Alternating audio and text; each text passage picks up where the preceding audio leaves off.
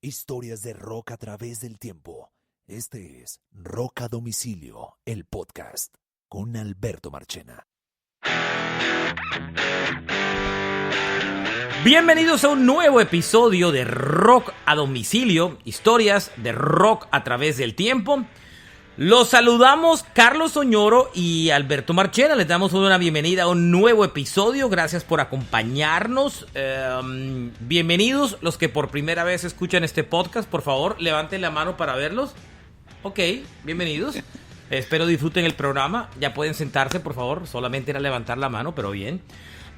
Estamos listos para ponerle rock and roll a esta historia. Mr. Carlos Oñoro, ¿cómo andamos? ¿Todo bien?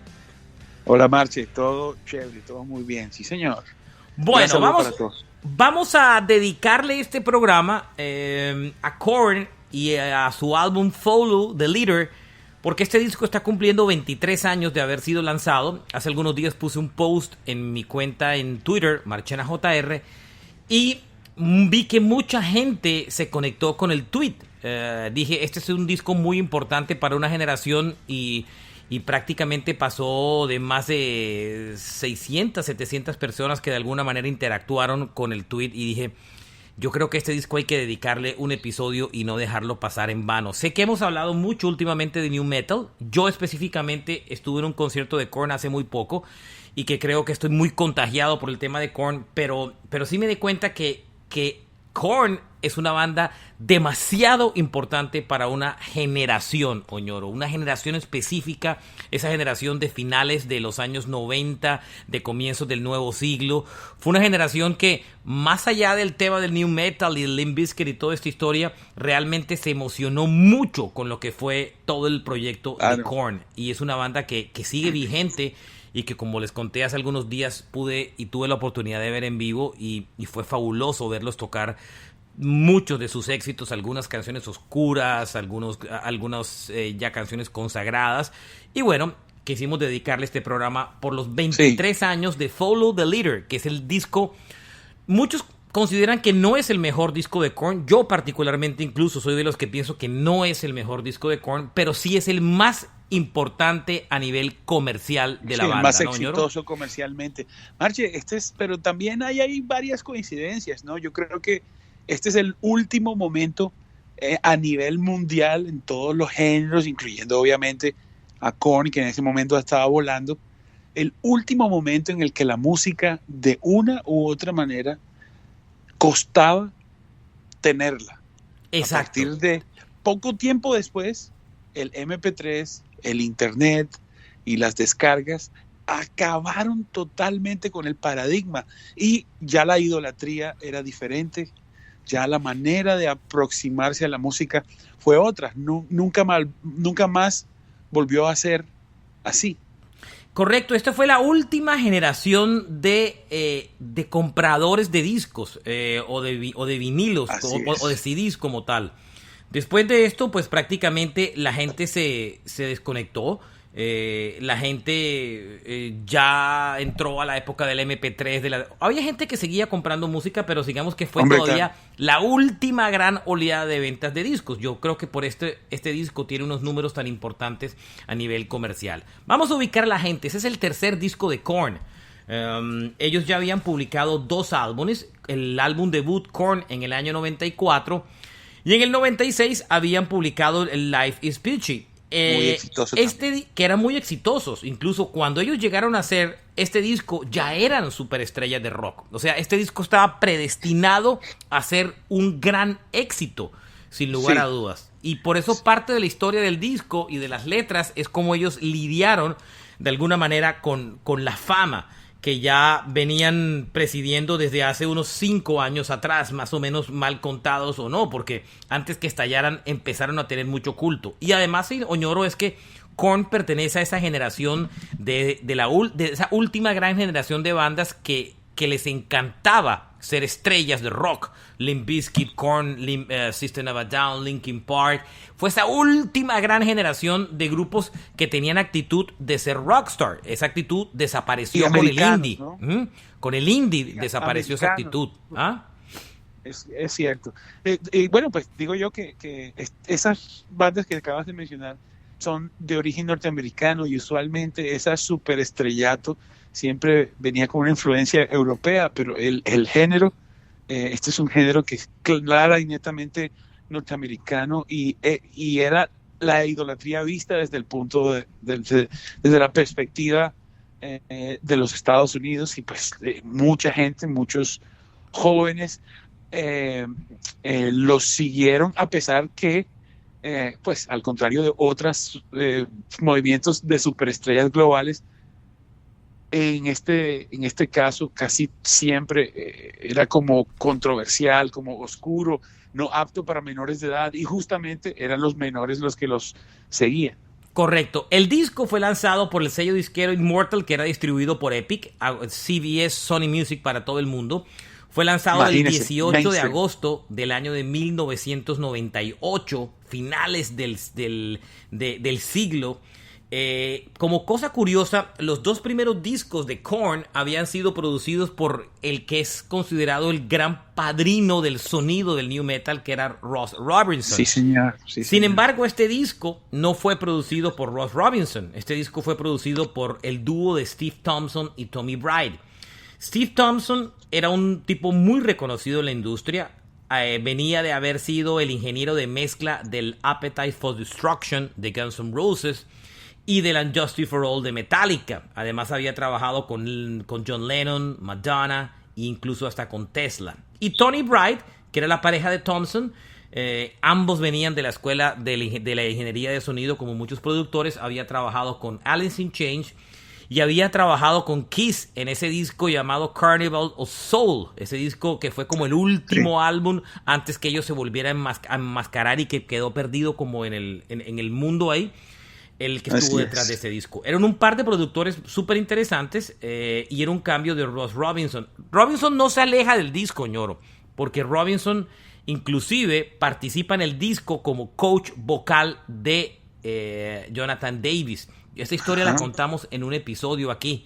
Este disco fue un álbum rodeado de una cantidad de excesos que más o menos vamos a hablar más adelante, y Robinson estuvo trabajando la parte vocal de Jonathan Davis durante todo el disco. Inclusive contamos una anécdota que cuando él grababa canciones, el propio Robinson le daba golpes en la espalda a Jonathan Davis al momento de cantar, como para forzar su voz. Eso es una cosa súper curiosa. Y para crear efectos. Y para crear efectos, literalmente.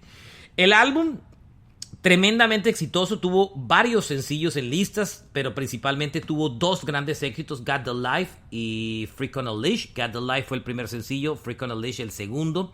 El álbum llegó a ser número 1 en Billboard, en la lista de los 200 álbumes de Billboard, y llegó a ser número 5 en Inglaterra. Vendió 268,000 copias en una semana. Y el disco terminó vendiendo 5 discos de platino en menos de 3 años. A 3 años de lanzamiento ya el disco había vendido 5 millones de copias en Estados Unidos. Absolutamente grandioso. Pero mira, ñoro, que usted lo dijo, el impacto de Korn con este disco, a pesar de ser una banda americana, muy americana, el disco vendió 14 millones de copias en el mundo. Esto es mucho. Lo que, Marche, los videos acompañaron muchísimo a Korn en este momento, y también ellos supieron manejar la moda. Fueron muy oscuros, sí, pero esa elegancia con la que manejaban todos esos elementos les dio una notoriedad grandísima, que era totalmente contraria en estilo a las generaciones anteriores. Ellos reemplazan básicamente a las viejas estrellas. Pues ellos lo logran. Sí, sobre todo que a diferencia de la generación del grunge, esta generación de Korn, del new metal, porque ellos fueron los papás del movimiento, realmente sí les gustaba ser superestrellas y crearon un culto en Estados Unidos brutal. Yo me acuerdo... Yo tengo una anécdota muy especial de Korn, y es que yo estaba dirigiendo Radioactiva en Colombia y me fui unas vacaciones a Estados Unidos, y creo que esta historia la he contado varias veces, y llegué de mis vacaciones donde me metí a oír radio en TV, estuve por Los Ángeles y todo, y cuando llegué dije, cuando dije, lo que viene ahora es el sonido del new metal. Y me traje a Korn me traje a Korn dentro de mis discos, me traje a Limp Bizkit, a Kid Rock. Y cuando llegué reuní a todo el equipo de la emisora y les dije, miren, veníamos de sonar mucho hard rock y alternativo, mucho Radiohead y toda esa época. Y reuní a todos los de la emisora y les dije, miren, lo que está de moda ahora o lo que viene ahora es esto. ¡Pum! Y se los mostré. Esto es muy duro. Nos vamos a arriesgar a poner esto. Le vamos a subir el volumen a como hemos sonado tradicionalmente. Veníamos de la depresión y del sonido alternativo. Y me acuerdo que arrancamos a poner esto. Y los 2 primeros álbumes de Korn no llegaron a sonar en la radio en Colombia. Explotaron específicamente con el tercer disco, con este álbum. Y fue una explosión total. Pero estoy de acuerdo con algo que usted dijo muy bien, Oñoro, y es que los videos fueron esenciales en este disco. Había un momento único y era la explosión del pop adolescente en Estados Unidos. Spice Girls, y comenzaba toda la onda de Britney, Christina Aguilera, NSYNC, Backstreet Boys, que eran el lado pop. Y por el otro lado estaba todo el sonido del new metal y el neopunk. Todo lo de Blink y Green Day. Y por el otro lado estaba todo el new metal, que era Korn, Limp Bizkit, bueno, todos los que habíamos nombrado hasta ahora. Y eso MTV lo aprovechó muy bien. Y tal vez fue la última gran época oleada fuerte de MTV en la música. Y creó esas batallas entre el rock y el pop. Entonces se veía en los colegios en Estados Unidos, e inclusive en Latinoamérica y en Colombia, donde éramos en esa época de base, que eran los popsudos del colegio y los rockeros. Inclusive habían niñas rockeras que no eran fanáticas de Britney, sino que la apelaban más al sonido de Korn y de Blink-182. Todo fue promovido en parte por un programa de televisión en Estados Unidos que se llama Total Request Live, que hacía Carson Daly, que es hoy el moderador de The Voice en Estados Unidos. Y eso creó una cosa increíble. Inclusive ese programa era famoso porque generaba un conteo diario de canciones que eran por votación de los oyentes. Y de ese conteo diario de canciones, Got the Life de Korn y Freak on a Leash fueron los 2 primeros videos que se retiraron porque nadie los bajaba del top. Los tuvieron que jubilar, por así decir. Era una fiebre increíble. Y digamos que en algún momento le vamos a dedicar un pedazo importante a la parte gráfica del disco. Pero si hay una cosa que sedujo a los oyentes de Korn, fue la parte visual. Y usted recuerda muy bien en Colombia el caso de ese canal de videos que pasaba videos todo el día y que hacían lo que creó una fiebre muy grande, aparte Play de lo del TV, ¿no? Sí, claro, Play TV lo hizo increíblemente bien, yo creo, porque pues había un negocio, ¿no? Que era, usted llame y pida su canción favorita. Quién sabe si pues no solamente estaban los fans, sino las disqueras, los promotores empujando. Y claro, Korn estaba ahí todo el tiempo y los otros artistas del movimiento. Marche, y hay otra cosita, ¿no? El arte, como tú la has mencionado ahorita, los cómics, ¿no? Todd McFarlane, el hombre de Spawn. Sí, y yo le tengo un pedacito dedicado a eso. Si quieres, ahorita lo guardamos ahí. Sí. Y usted cuenta toda esa historia, que sé que se la conoce muy bien, y hablamos un poco de los videos, pero metámonos cómo ellos llegaron al sonido del disco. Este álbum, Oñoro, ellos tenían una fuerte influencia de todo el sonido rap. La clave del new metal, entre otras cosas, fue que aprovechó mucho la fiebre del hip hop en Estados Unidos y la juntó con el rock. Y tenía toda la influencia de los artistas de hip hop y de bandas como Pantera y Sepultura. Esa mezcla de Pantera, Sepultura y todo el hip hop, de alguna manera fueron el caldo de cultivo del disco en general, ¿no? Es cierto, y hay algo, Marche, que siempre que hablamos de Korn hemos mencionado que ellos son pioneros de una tecnología, por decirlo de alguna manera. A la guitarra desde hacía un tiempo, Stevie Vai venía usando la guitarra de 7 cuerdas. Esa guitarra tenía una cuerda que era más grave, y entonces Korn toma esa guitarra que era usada para otra cosa y empieza a tocar esas frecuencias súper bajas que claramente definen ese sonido. Y ellos al subirse con bueno, Ross Robinson, increíblemente el sonido que logró, pues no solamente con ellos, pero ya aquí Korn empieza a construir ellos su propia identidad musical, y la guitarra de 7 cuerdas es clave en esa sopa donde tantos ingredientes que hemos mencionado. Correcto. El disco estaba lleno de invitados porque otra cosa que hizo muy bien el New Metal, y lo hablamos cuando dedicamos el episodio al New Metal que hicimos hace poco, y que si no lo han oído, se lo recomiendo porque es un buen complemento. Lo pueden buscar como New Metal, Rock a Domicilio, lo googlean y les aparece el link. Y es que ellos eran toda una familia en ese instante. Korn era el papá, pero además estaba toda la familia de los grupos alrededor de todo el movimiento del New Metal. Ellos lo hicieron muy bien, eran una comunidad.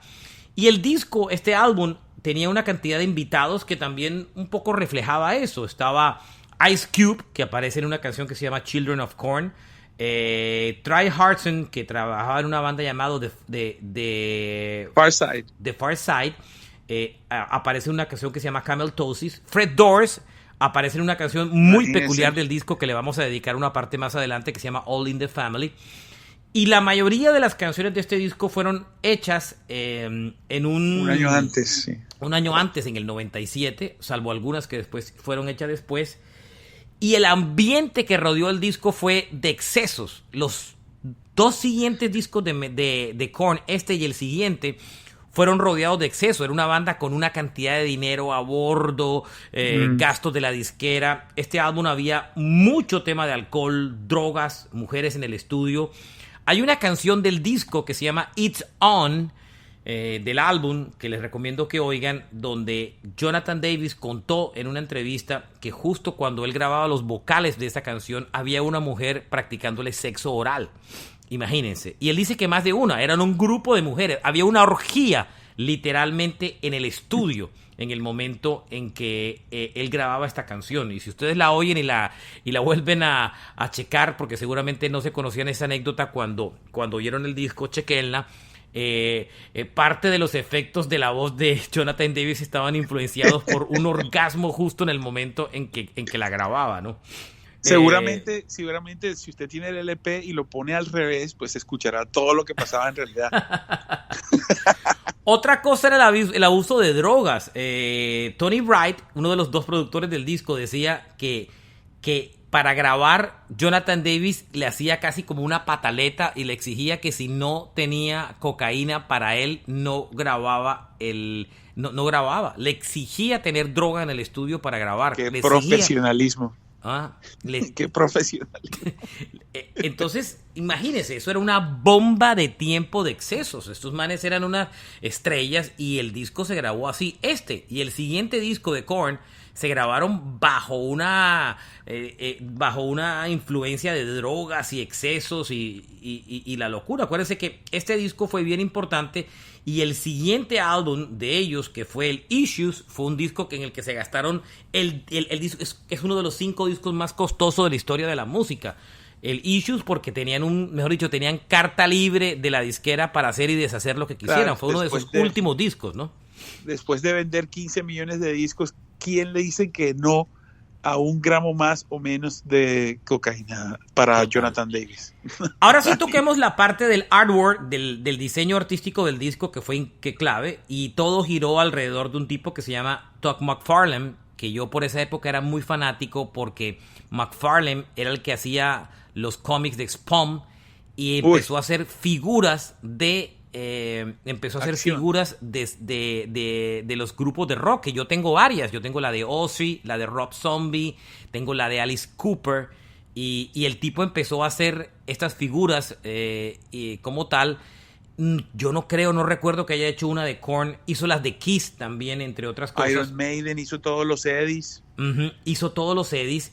Y la historia es que la conexión con McFarlane, Moñoro, vino por el baterista de esa época, que era David Silvera. Silvera en algún momento, a través de un amigo, oyó unas palabras que Tom McFarlane dijo, que para él Korn eran los Doors de los años 90. Y la banda le gustó mucho el comentario y aceptaron grabar una canción para la banda sonora de la película Spawn. Que recuerden que ahí inclusive está este actor colombiano, que ahora se me olvidó. Claro.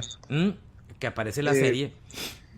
John Leguizamo. John Leguizamo, que aparece en Spawn, y la película fue muy exitosa y la banda sonora muy exitosa, ¿no, señor? Una super película. Y esa banda sonora es uno de esos casos de la industria donde todos los artistas estaban ahí, la película de moda, siempre con un toque independiente, pero de alguna forma mainstream. Esa película, la locura, en medio de ese momento tan fuerte. La portada del disco fue impresionante porque la portada del disco originalmente fue idea de un amigo, fue idea de Fieldy realmente, y fue graficada inicialmente por un amigo de Jonathan Davis. Ellos le pasan la idea a McFarlane y McFarlane la termina animando de manera final. Y es un niño que está jugando rayuela. Yo no sé si así se dice, pues yo tengo entendido que es rayuela, con lo que se pintaba antes la calle y la gente saltaba. Un niño de hoy en día no debe tener ni idea que es rayuela. Y esto lo jugaban mucho las niñas e incluso los niños. Y el niño tenía ese juego de rayuela y prácticamente terminaba sobre un precipicio. Esa era la imagen. Y detrás se veían unos niños que venían como detrás de él, como siguiéndolo, ¿no, señor? Claro, jugando lo mismo, ¿no? Y es una niña vestida de rojo. Hay un contraste muy fuerte con el tema del vestido, ¿no? Correcto, muy, muy, muy fuerte. Esto terminó siendo llevado a McFarlane. Hay otra casualidad aquí, Oñoro, y es que las tres portadas de los discos de Korn, él jugó con niños. En el primer disco, en el álbum Korn, recuerden que hay un niño jugando, una niña en un columpio. En el Life is Peachy hay otro niño mirándose con un espejo y una imagen fantasmal detrás. Follow the Leader también es igualito, es una niña jugando rayuela, con un vestidito rojo, y que prácticamente lo que viene es un abismo y detrás vienen unos niños detrás de ella. Y la portada inclusive del Issues es el muñequito de la banda, claro. Y en el Untouchables vuelven y regresan otra vez a los niños. Los niños fueron súper protagonistas de muchas de las carátulas de Korn. Y si pensamos, Marche, que los muñequitos de alguna forma son símbolos infantiles, puede que ahí no haya una pausa, sino una continuación. Mi hermana, que es buena fanática, tiene el muñeco de la portadita del Issues, que lo compró en esa época, todavía lo tiene. Y entre otras cosas,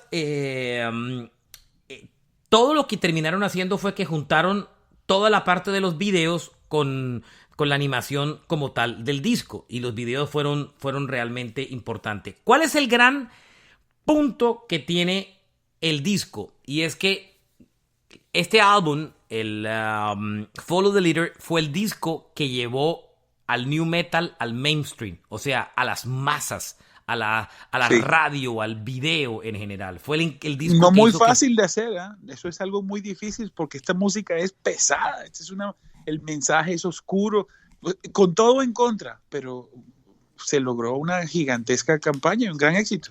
Yo creo que el rock ha tenido muchas oleadas, pero el movimiento del new metal fue el sonido más duro que el rock llegó a poner dentro del mainstream en la historia, ¿o no, señor? Sí, claro, por muchas cosas. No podemos olvidar a Marilyn Manson, por ejemplo, que es el rey de justamente eso. Pero en sonido también, Korn no era fácil. No era fácil. Yo me acuerdo, señor, mi decisión cuando yo tuve Got the Life en mi mano y la puse por primera vez a la radio. La diferencia sonora entre Got the Life y todo lo que sonábamos Chumbawamba, Radiohead, o sea, era otra cosa diferente. El día que pusimos esto, la emisora, ¡boom! O sea, la emisora cambió. Y yo me acuerdo que a mí en Caracol me dijeron, uy, esa emisora está sonando pesada, la idea es que sea rock, pero no tan pesada. Yo dije, es que nosotros no podemos abstraernos de lo que es el movimiento más grande del rock en este momento. Y pues, como estaban ocupados en otra cosa, me dejaron hacer lo que yo quise. Sí, eso fue mi gran ventaja, la verdad. Si hubieran tenido puesto los ojos solo sobre la emisora, seguramente no me hubieran dejado hacerlo. Pero bueno, el disco fue el que llevó el mainstream, el new metal al mainstream en el 2002.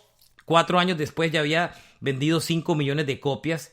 Y en el 98, otra parte fundamental para el disco y para el movimiento fue la famosa gira del Family Values, claro. La gira de los valores familiares, que entre otras reunía a muchos de los amigos de Korn. Limp Bizkit estaba a bordo, Ice Cube, Orgy, Incubus, Rammstein, todos giraron por Estados Unidos. Esa fue la gira. Nada más. La gira comenzó en septiembre del 98, septiembre 22 del 98, y terminó el 31 de octubre del 98, muchas fechas seguidas. Recaudaron $6.4 millones. Una característica, Oñoro, los precios de las boletas eran bajitas, valían $30 en promedio. Es que esto es un género que, digamos, a pesar de tener a las disqueras mayores detrás, siempre fue manejado como si fuera algo más bien independiente. Por eso esos biles tan gigantes, tan poderosos, y con esas entradas muy baratas. Pero claramente, de todas maneras, había una gran idolatría de estos artistas, Marchi. Mucho de voz a voz había. Muchísimo. Y era una cultura, era una forma de vestir. Había un almacén muy famoso que todavía existe en Estados Unidos que se llama Hot Topics, que usted lo conoce, señores, claro, y Spencer Gift. Sí. Eran el paraíso, ambos almacenes existen todavía, y esto era el paraíso del género. Usted iba allá adentro y vendían todo, la camiseta, merchandising, los discos, de todo, los muñecos, accesorios, los stray cards, todo. Era como quien dice el monumento del tema. Otra cosa importante que recordamos de esa gira del Family Values era lo que se inventó Fieldy, que era el Korn Cage, que era como la jaula al lado del escenario, donde la utilizaban como marketing y hacían las emisoras de radio de las ciudades donde iban oyendo concursos para que oyentes terminaran metiendo dentro del Korn Cage. Y mientras la banda tocaba en el escenario, estaba la jaula con fanáticos del grupo que hacían concursos a través de las emisoras de radio locales. Eso fue un hit, Oñoro. Sí, no. Mercaderes totales. También hubo, bueno, ya mencionamos la banda sonora de Spawn, pero a nivel de promoción radio, esas bandas amigas con el mismo sello disquero se utilizaron. Aquí estoy viendo, Marchena, que imprimieron 100,000 promocionales para distribuir en medios de comunicación, donde estaba no solamente Korn, sino todas las bandas del género, ¿no? Yo tengo una de esas copias de ese disco en CD, y aparece Korn, aparece Powerman 5000. Sí, Powerman 5000, está Orgy, está Limp Bizkit. Yo tengo ese disquito, yo lo tengo guardado. A mis manos llegó una de las 100,000 copias, y ahí lo tengo como tesoro. Oiga, otro dato curioso, Ñoro. Ellos decidieron no llevar la gira a Europa, la concentraron solo en Estados Unidos y ni siquiera a Sudamérica. Yo creo que eso no es una decisión en realidad. Esto es un movimiento que es americano, Machena. Pero, Ñoro, en Sudamérica, a pesar de las ventas, Sudamérica era brutal el movimiento, Ñoro. Lo que pasa es que esa época era una época en que los conciertos eran muy poquitos en Sudamérica. Esa es la época del primer concierto de Metallica en Colombia, donde a mí, me acuerdo, ellos se iban a echar para atrás en ese concierto porque estaban con mucho susto, y yo, que era el director de la emisora, el que era el vicepresidente de la compañía, me dice: los de Metallica están muy asustados con el show, nos piden que si nos metemos un patrocinio, pero tenemos que meter plata ahí, pero sería toda la plata de mercadeo de la emisora del año. Y yo, metámosla. Entonces, a lo que me refiero es que en esa época había muy pocas fechas en Sudamérica. Los grupos venían a Argentina y a Brasil, pero no venían a demás países, a Colombia. A Colombia no venía nada todavía en esa época. ¿En qué fecha se hizo Metallica? No me acuerdo el año, lo hemos dicho varias veces ahora. ¿2000 algo? ¿2000? Sí, como 99, 2000. ¿99? Creo que es 99. Estábamos en pañales, estábamos totalmente en pañales, pero la 99 goma era la correcto. locura. ¿Ah? la goma era la locura, pero sí estábamos... Mayo 2 del 99 fue el primer concierto de Metallica en Colombia. Sí, y era justo la época de este disco. Y ese acuérdate que Metallica dijo, si Metallica viene y le va bien, vienen muchos conciertos. Y vino, tocaron, le fue bien, pero debieron pasar muchísimos años para que volviera otra banda. Entonces, nosotros no tuvimos la oportunidad de ver en vivo estos grupos. Korn lo vimos, ya ha tocado 2 veces en Colombia y en Sudamérica, pero muchos años después. A posteriori, sí, después de su momento. Después. El disco, Ñoro, dura 78 minutos. Larguísimo. Tiene muchos espacios vacíos de grabaciones. Realmente, si uno se puede contar, tiene 25 tracks. Pero realmente las canciones terminan siendo mucho menos porque tiene una cantidad de espacios vacíos e incluso tiene un hidden track, una canción escondida dentro del disco como tal. El disco, entre otras cosas, tiene, como dije, 25 tracks y tiene 12 que son en silencios, totalmente de silencios. Es una mezcla como dijimos, de rock muy duro, de influencias de Pantera y de influencias de Sepultura con todo el rock. También tiene mucho de sonido metal, de sonido industrial, y muchos describen la atmósfera. Claro, muchos describen la atmósfera del disco como una human nightmare, como una pesadilla urbana. Muchos consideran que este disco no necesariamente era new metal, sino era más bien como un alternative metal, un metal alternativo. Y yo estoy un poco de acuerdo con ellos, ¿no? Sí, claro. Es que esta es una banda que no la podemos encasillar porque es uno de los pilares del género y generalmente esos artistas tienen sus diferencias y Korn, a pesar de los excesos, a pesar de todo el hype, son genios del sonido, son gente que trabaja muy, muy fuertemente en sus álbums. Entonces, es difícil encasillarlo. El disco tuvo como primer gran single a Got a Life. Ese fue el primer single de ese disco. Fue la primera canción. Jonathan Davis dice que se inspiró mucho en los raves de música electrónica para esta canción. Hay una parte súper fundamental de la canción, ese coro de hate something, sometime, somewhere, something. Ese pedacito de la canción es el que uno repite una y otra vez, yo me acuerdo. Es una gran canción, Got the Life. Hace poquito que la pude ver en vivo dije, coño, qué canción tan buena. En verdad, qué potencia de canción, qué himno lo que es Got the Life, la verdad. Muy demasiado especial. Buena. ¿Ah? Es muy especial esa canción. No se parece a otras. Es su estilo. Es un shot de energía muy grande. Y además es una descarga de violencia. Todo el new metal generaba una descarga como de una... Era como descargar toda la violencia y frustración a través de una canción. Freak on a Leash es para muchos la obra maestra del disco. Entre otras cosas, fue una canción que la radio rechazó mucho tiempo y tuvo muchas versiones, hasta que el 5 de febrero del 99 lanzan el video de la canción hecho por Todd McFarlane, que cambia toda la historia. La idea de la canción viene de Jonathan Davis, que siempre se consideró que era como un freak on a leash, o sea, que era como un medio un freak alrededor de toda su música. Y si se acuerda el video tenía 2 partes. La parte animada, que era la continuación de la portada del disco, y una parte de la banda tocando en vivo. ¿Sí se acuerda, Ñoro? En un salón lleno de balazos. Claro, que la historia nace son huecos. porque comienza primero en la parte animada, donde la niña viene corriendo y hay un momento en que el policía dispara un tiro y la bala penetra la parte del cómics y atraviesa a la parte donde la banda está tocando, y cuando la banda está tocando, una cantidad de balas empiezan a cruzar alrededor del grupo mientras está tocando, hasta que finalmente en algún momento Jonathan Davis grita "Go", y la bala se devuelve otra vez al mundo del cómic. Cuando se devuelve al mundo del cómic, la niña del vestidito rojo de la portada del disco toma la bala en la mano y se la pasa al policía. Y justo en ese momento aparece un letrero que dice "No trespassing" y se acaba el video. Video que después se reconecta con el video de Falling Away From Me, que fue el primer sencillo del Issues. Y ahí hay una conexión entre Freak on the Leash y Falling Away From Me.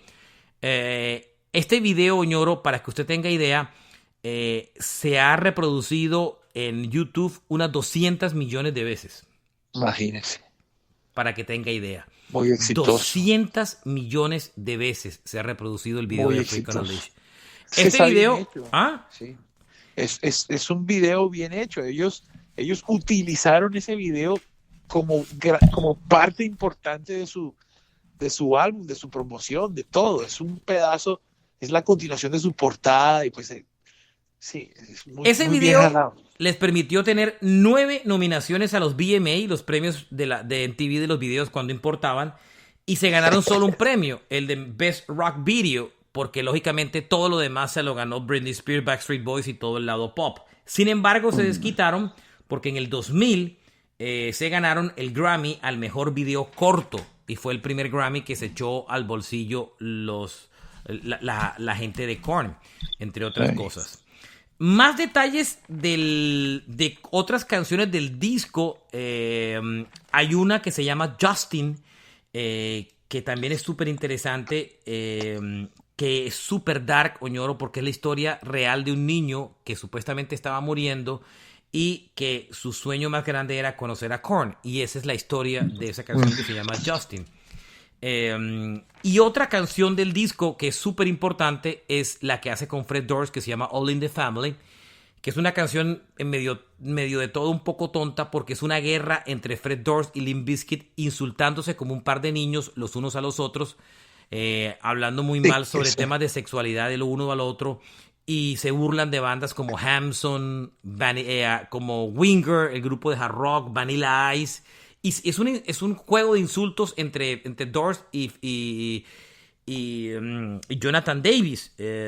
Y la canción, digamos que nunca se editó como un single, se mandó a la radio, pero no fue necesariamente una canción que fue exitosa. Ese disco finalmente se quedó con dos canciones exitosas en el álbum. Sí, diga, señor. No, que la crítica la crítica no entendía bien qué es lo que pasaba, siempre muy, muy como contrarios. Eso igual ayuda, pero de todas maneras esta es una banda que tenía unos seguidores demasiado fuertes. Otra canción del disco es B.B. King, que es una canción mucho más industrial y que utiliza inclusive el scat como forma de vocalización. Esa canción se traduce como Big Black Cock, pero dicen que el cock era una referencia no a la cocaína, sino al Jack and Coke, a la Jack Daniels con Coca-Cola. Era lo que hacía referencia específicamente. Hay una canción escondida en el disco que se llama Earage My Eye, que la cantan junto con uno de los integrantes de Cheech and Chong, el grupo de comedia que idolatró la marihuana por muchos años en Estados Unidos. Es un track escondido ahí dentro del disco. Cheech and Chong, exacto, Cheech and Chong. Y con uno de ellos cantan la canción a dúo. Y así se completa un álbum que es fabuloso, un álbum espectacular, un gran disco que entre otras tuvo muy buena crítica, oñoro. Rolling Stone le dio 4 estrellas. David Fricke, que es uno de los críticos más duros de Rolling, le dio 4 estrellas el álbum. 4 estrellas para el disco de Korn. Y la mayoría de las revistas le dio muy buen comentario al disco. O sea, Korn era la banda que más respeto tenía del movimiento del new metal, sin lugar a dudas. Después la tuvo Linkin Park y System of a Down, pero Korn eran los respetados, los papás, como quien dice. Sí, ¿no? la Rolling Stone entendió que ellos, porque, ¿sabes, Marche? Claro. Que hay un comentario por ahí muy chévere, que ellos son como una especie de Pink Floyd del metal.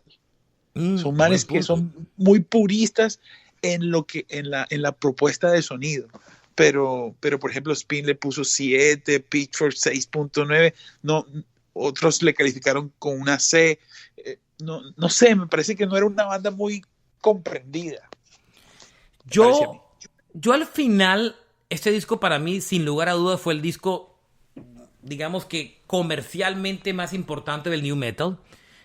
No es mi disco favorito de Korn. Yo tengo 2 álbumes que me gustan mucho. A mí me gusta demasiado el Issues Y por supuesto, me encanta el Untouchables. El otro día, yo no tengo tengo todos los CDs de Korn, pero no tengo ningún vinilo. Y estaba por decidir cuál me compraba. Y era jodido porque me tendría que comprar 3, porque para mí esos 3 fueron fundamentales. Y olvidar Korn y Live is Peachy es muy complicado. Es una gran banda. Es una gran banda. Tuve el chance de, como dije hace unos días, de verlos en vivo. Fue mi segundo concierto después de la pandemia. Y la voz de Jonathan Davis está intacta. Anda con COVID, recuperándose por estos días. Va a volver otra vez con la gira. Reprogramaron la mayoría de los shows. Quedaron solamente 2 cancelados porque ya fueron imposibles de reprogramar. Pero siguen sonando espectacular, Oñoro. Demasiado bien siguen sonando. Muy, muy bien. Es una bandota. Todos los miembros originales que tocaron en ese disco están, salvo David Silvera, que es el baterista, que lo reemplazaron. Pero en ese disco Silvera era el baterista, Fieldy era el bajista, y recuerden que tenían 2 guitarristas, Head y Monkey, y Jonathan Davis era la parte vocal. Toda la banda permanece, menos Silvera. Bueno, por estos días Fieldy en el bajo pues está descansando porque está en un proceso de desintoxicación. Marche, Head Welch dejó la banda por muchos años, ¿no? Por temas de religión. Él tenía un problema de drogas muy complicado y encontró su paz en la religión, y la religión no le permitía regresar. Duró 10 años por fuera, si no estoy mal. Sí, más de 10 años duró por fuera. Pero finalmente regresó después al grupo y pues siguen estando muy bien. Mire, Oñoro, Korn tiene mucho para dar. ¿Por qué? Porque con la generación de rockeros que se van muriendo poco a poco, esa generación de The Who y todos ellos que ya están, y los Stones que ya tendrán una gira más a lo máximo. Después vendrán otras generaciones de músicos, pero en algunos años, cuando el rock sea todavía más raro de lo que ya hoy parece por ratos, estos grupos van a ser los últimos grupos que generaron pasión dentro del género. Sí, los últimos supergrupos. Los últimos supergrupos. No pensando en el concepto de supergrupo de gente que ya ha estado en otro grupo, sino los últimos ídolos, las grandísimas, más grandes bandas idolatradas. Eso ya va a desaparecer. Claro, y esta es la última generación, porque los indie, muy pocos son supergrupos, Oñoro, porque los indie, no lo quieren ser. Ellos no quieren ser, entonces no cultivan esos fans con tanta pasión como sí lo cultivó el new metal. Entonces por eso es tan importante. Bueno, yo creo que ahí le dedicamos suficiente historia a un gran disco. Sí, señor. Vayan ahora y escúchenlo por completo. Es un gran álbum. Y póngalo al revés, uno no sabe. Tienen que tener un vinilo para ponerlo al revés. Por eso es que ya no se hacen programas tantos. Ahora vendrán otra vez con la auge del vinilo. Gracias a todos por oírnos. Espero que hayan disfrutado este episodio. Carlos Oñoro, Alberto Marchena. Síganos en las redes sociales como Roca Domicilio Podcast en Instagram y en Facebook.